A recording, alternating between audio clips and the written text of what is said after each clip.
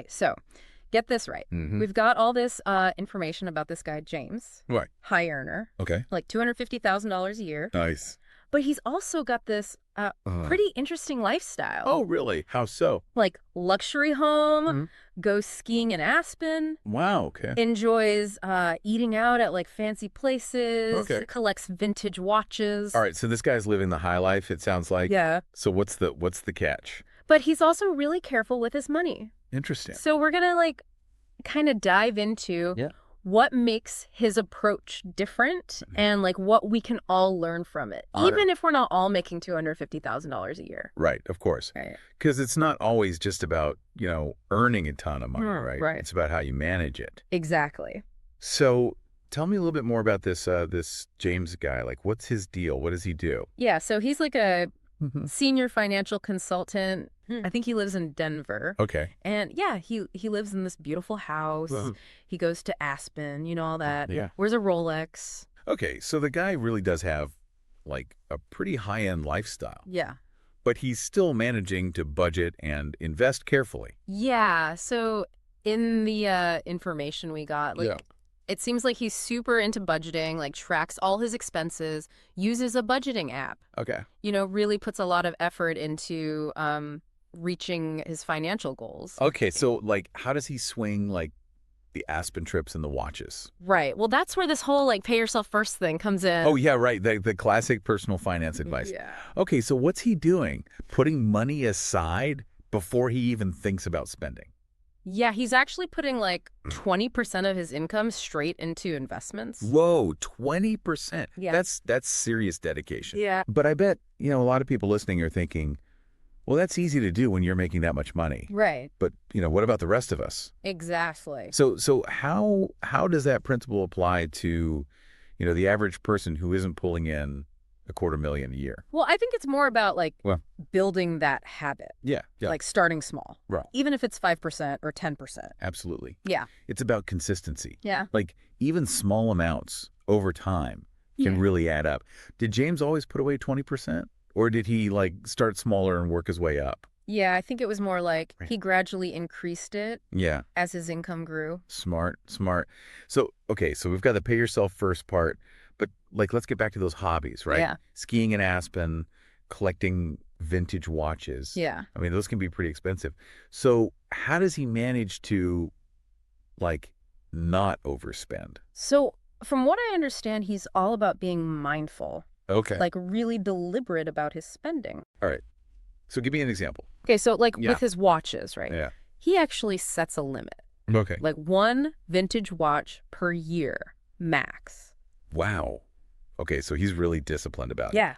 And he doesn't just, like, go out and buy any watch. So he does his research. Tons of research. Oh, wow. To make sure he's getting a good deal. Okay. Even goes to watch auctions. Oh, interesting. So he's actually, like, trying to, like, get a bargain. Yeah, exactly. So that's pretty cool. So it's like a calculated passion. Right. Not just impulse buying. I like that. Calculated passion. Yeah. What about, like, those Aspen trips? Because those are pretty pricey too, right? So for those, it seems like he plans them way in advance. Okay. And tries to go during, like, the off-season or shoulder season when it's cheaper. That makes sense. Less crowds, cheaper prices. Exactly. And he also does a lot of travel hacking. Oh, yeah, right. Using credit card points and miles. Yeah, to like produce the cost of flights and hotels. That's really smart. So he's really making his money work for him. Yeah, he's indulging in his passions, but still being really smart about it. I love it. It's like that, like, work hard, play hard, but save harder kind of mentality. Right, exactly. Yeah. So it's not just about, like, denying yourself everything. Yeah. It's about finding ways to, like, enjoy yourself while still being financially responsible. Yeah, totally. Another thing that stood out to me about James is that, like, even though he earns a lot, he doesn't feel the need to, like, constantly upgrade his lifestyle. Oh, yeah, the whole lifestyle creep thing. Right, exactly. Right. Like, he could easily drive a way fancier car, live in a bigger house, but he doesn't. Yeah. He's choosing to live below his means, even though he could afford more. Yeah, and I think that's something a lot of people really struggle with, right? Absolutely. Especially as you start to earn more. It's so tempting to just kind of, like, up your lifestyle to match. Yeah, like you get a raise and then suddenly you need a new car.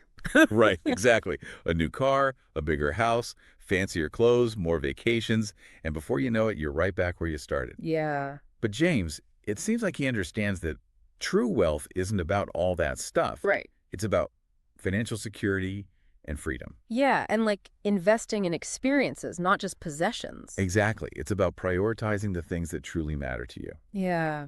Now, speaking of security, I was really impressed by, how seriously James takes his emergency fund. Oh, yeah. Like having enough saved to cover an entire year of expenses. Yeah, like most people don't even know where to start with that. Right. And honestly, even having 3 to 6 months saved up, which is what most experts recommend, can feel like a huge hurdle for a lot of people. But, having a year's worth, that's a whole other level of peace of mind. Right. Like imagine knowing you could handle basically any financial emergency. Right, exactly. Like job loss, unexpected medical bills, you name it. It really frees you up to actually enjoy those Aspen trips and not be constantly stressed about money. Totally. And it's not just about saving, right? James is also big on diversifying his income streams. Oh, right. Like he's not just relying on his job, right? He's got investments, real estate, even a side hustle that generates some passive income. So it's kind of like he's got multiple safety nets. Absolutely. Yeah. If one source of income takes a hit, he's got others to fall back on. Yeah, which makes him way more resilient. Right, exactly. It gives him more control over his financial future. So James's story is super inspiring, but what would you say is like the one big takeaway that our listeners can actually apply to their own lives? Well, I think the biggest lesson here is that building wealth is a journey, not a destination. Okay. It's about starting small, being consistent, like we talked about with the pay yourself first thing, making mindful spending choices, and gradually building that emergency fund. And it's not about never having fun. Right, exactly. It's not about deprivation. Yeah. It's about aligning your spending with your values. Right. And making sure that you're prioritizing your long-term financial well-being. So think about this. What's one small change you can make today to get closer to your financial goals? Yeah, like even setting aside an extra $10 or $20 each week. Right. That can really add up over time. Yeah.